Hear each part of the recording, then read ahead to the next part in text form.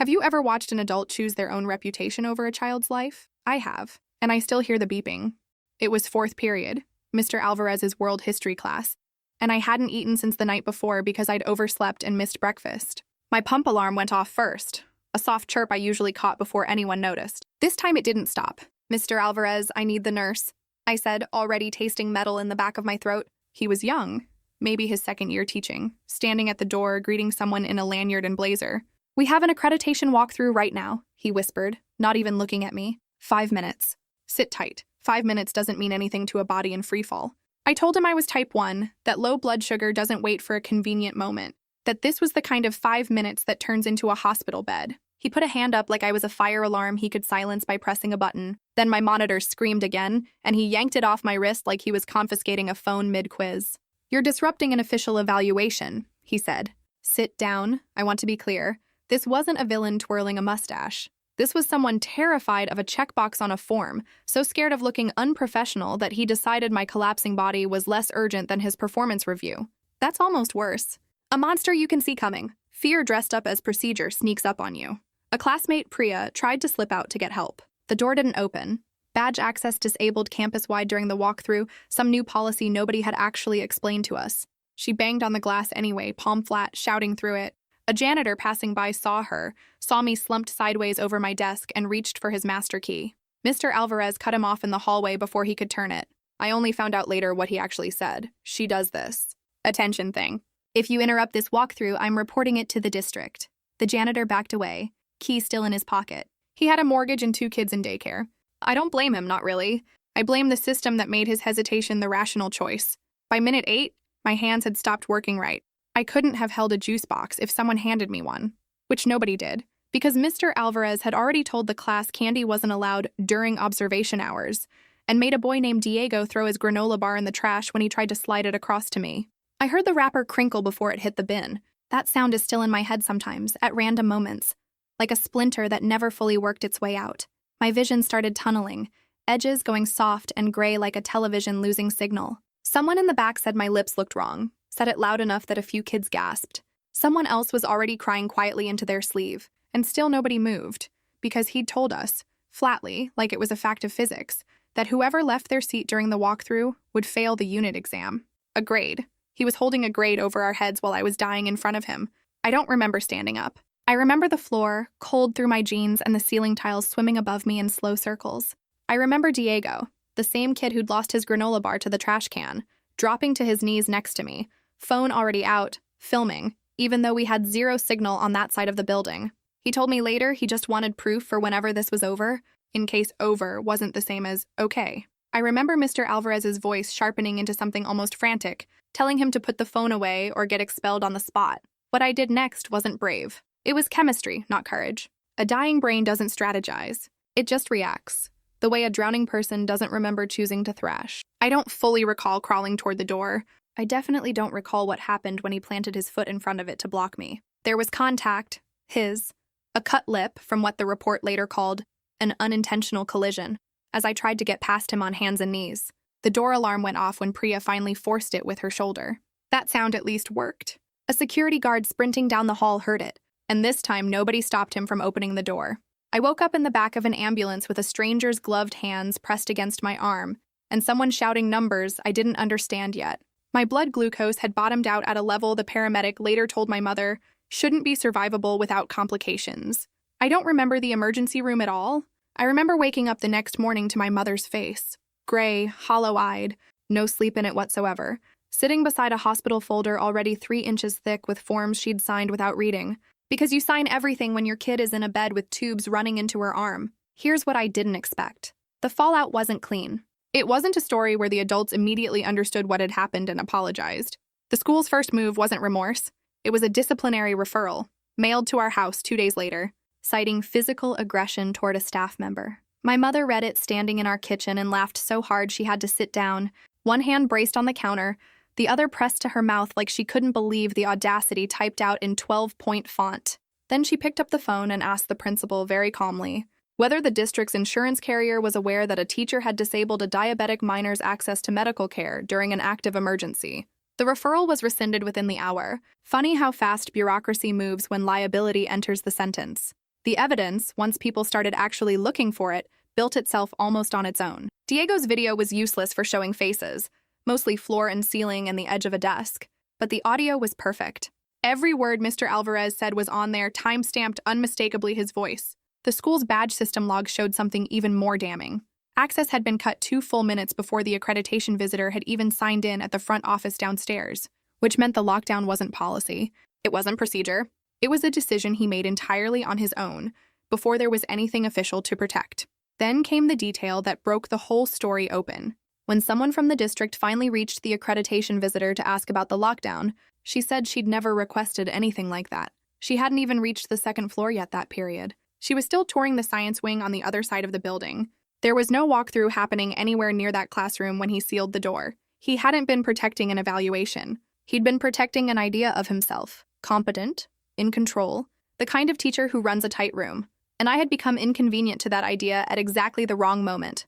The weeks after were their own strange chaos, messier and slower than any of us expected. A rumor account appeared within days, claiming I'd staged the whole collapse for sympathy before finals, that I always pulled something during stressful weeks.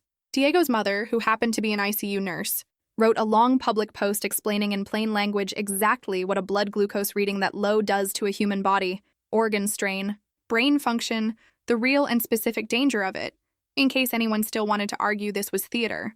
Priya gave a written statement about the door, about slamming her palm against the glass and watching an adult decide not to open it. The janitor quietly gave one too. He told the investigator he'd been replaying that hallway moment every night since and couldn't keep pretending it hadn't happened, even knowing it might complicate things for him at work. Ashley, a girl I'd known since middle school, someone I never would have called an enemy before this, started a petition defending Mr. Alvarez. Standing by the school's main doors before first period with a clipboard and a face arranged into something like concern. She told people he'd only been following protocol, that accreditation weeks were genuinely strict, that I had a habit of making ordinary situations sound dramatic. A surprising number of kids signed it without asking a single question. I watched from a 2nd floor window as the stack of names grew through the morning, and I remember feeling less angry than tired. The specific tiredness of watching people choose comfort over curiosity. There was a fire drill about 10 days later. Unrelated timing, pure bad luck. The alarm went off during 3rd period and my whole body locked before my brain caught up with why. It was the pitch of it, close enough to my monitor's alarm that some older, faster part of me reacted before I could remind myself I was safe. I ended up on the floor of the hallway while everyone filed past toward the exits, and it took the nurse and 2 teachers to get me breathing steady again. Nobody had warned me drills were still happening. Nobody thought to. That gap, the space between what adults assume is fine and what actually is, became its own kind of lesson for the district later on. My disciplinary hearing, ironically, happened before Mr. Alvarez's ever did. Small conference room, stale coffee smell, a district representative reading from a script about zero tolerance for physical aggression, while carefully avoiding the words medical emergency for as long as she possibly could.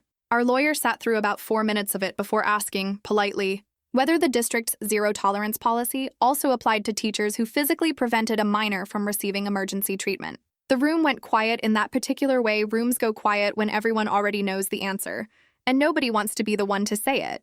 My punishment ended up being 3 days of in-school suspension, which our lawyer actually called a win, because on paper it meant the district was implicitly admitting the situation had been extreme enough to warrant leniency in the first place. The district's answer regarding Mr. Alvarez, when it finally came about 3 weeks later, wasn't dramatic. No perp walk, no headline arrest, nothing that made for a satisfying ending in the way people online seem to want. He was quietly reassigned to a non-classroom administrative role pending a formal review, the kind of soft, procedural unwinding that happens behind closed doors and gets summarized in a single sentence on a school board agenda. My mother filed a formal disability rights complaint with the district's civil rights office anyway, because a reassignment isn't accountability, it's just relocation. The complaint moved slower than either of us expected, the way these things always do. There were meetings with a 504 coordinator who spread paperwork across our kitchen table and explained patiently how my accommodations had been violated in ways that went well beyond one bad afternoon. There were interviews, statement after statement collected from kids who'd been in that room, kids who hadn't wanted to talk at first and eventually did anyway. Once it became clear silence wasn't protecting anyone. Somewhere in the middle of it, the school newspaper published a piece that connected the 4th floor's dead cell signal to at least 2 other near-miss medical incidents in previous years. Mine wasn't even the first close call, just the first one loud enough to be impossible to ignore. By the end of that semester, the school added an emergency medical clause to every classroom's posted rules, No lockdown, drill, walkthrough, or observation period could override a student's documented medical need. Full stop. No teacher discretion involved. No exceptions for evaluation days. Big red emergency buttons went in over winter break, wired straight to both 911 and the front office simultaneously. Signal boosters went up on the 4th floor within a month. Kids joked darkly that it took someone almost dying to get them full bars. And the joke never quite landed as a joke, because it was just true. There's a part of this I haven't told many people, because it doesn't fit neatly into the story of villain teacher versus sick kid that everyone online wanted to read. About 6 weeks in, Mr. Alvarez's wife reached out to my mother directly, against every piece of legal advice either side had probably been given. She didn't ask us to drop anything. She said she wanted us to know he hadn't slept properly since that day either, that he kept a printout of the district's accreditation checklist in a drawer he refused to open, that whatever fear had driven him to make that decision was still eating him alive months later. My mother listened to the whole voicemail twice before she said anything to me about it. It doesn't change what he did, she told me. But it's useful to remember that fear makes people small and stupid, not evil. Doesn't mean we go easy. Just means we don't need to pretend he's a cartoon to justify holding him accountable. I've thought about that more than almost anything else from that entire year. The civil attorney we eventually consulted laid out our options, with the kind of clinical detachment that made everything feel smaller and more manageable than it actually was. We could pursue a personal claim against him directly. Assault, false imprisonment, the whole list. On top of the district complaint already moving through channels. She was blunt about what that could mean for him financially. House, savings, the kind of long-term damage that follows a person for a decade. My mother wanted to file immediately. I asked for a week to think about it. And I remember the attorney seeming almost relieved that I wanted to slow down rather than speed up, like she'd been hoping someone in the room would ask the harder question instead of just the angriest one. I spent that week doing something that probably looked unproductive from the outside, mostly just sitting with the school nurse after hours, going through every notification the school had ever received about my condition, every form filed since 4th grade, watching the paper trail of a system that had known exactly what to do and simply hadn't done it. Somewhere in that pile was a form from 2 years earlier flagging a near miss with a different diabetic student in a different classroom, buried and apparently never acted on. That single sheet of paper did more to convince me the problem was structural, not just one scared man's bad afternoon, than anything else in the entire case. So I told my mother and our lawyer I wanted the money from any settlement to go somewhere specific, not toward punishing one person into ruin, but toward funding the training and equipment upgrades the district kept promising and kept delaying. It became part of the eventual agreement. Mandatory emergency response training for every staff member, an actual audit of dead zones building-wide, and a fund earmarked for students with documented medical conditions whose accommodations had been ignored or mishandled in the past. It wasn't the dramatic ending some people following the story online seemed to want. No headline arrest, no viral courtroom moment, just slow, unglamorous change that will probably save someone's life someday without them ever knowing my name. The school board meeting where all of this was finalized ran almost 3 hours. Most of it procedural, most of it forgettable. But I remember standing at the podium for my 3 allotted minutes, looking out at rows of parents and teachers and board members who mostly wanted to be somewhere else, and saying the only thing that actually mattered, this isn't about one bad teacher. It's about every adult in that room who decided in the moment it counted that a checklist mattered more than a kid's pulse. Somebody has to say it plainly, or the next kid gets the exact same 5 minutes I got and maybe doesn't get as lucky. I still flinch at certain alarm tones. I still take the long way around that particular hallway when I can manage it without making it obvious. Some mornings the whole thing feels like it happened to someone else, a story I read rather than lived. Other mornings it's right there behind my ribs like it happened an hour ago. But somewhere in that building right now, there's a kid wearing a monitor who can stand up mid-sentence, mid-test, mid-anything, and walk straight out of a classroom without asking permission from anyone, because of a rule that exists only because I almost didn't make it out of mine. That's the part I try to hold on to on the hard days. Not the anger, though, there's still plenty of that sitting somewhere in me. Just the fact that the worst afternoon of my life turned into the reason somebody else's never has to happen the same way.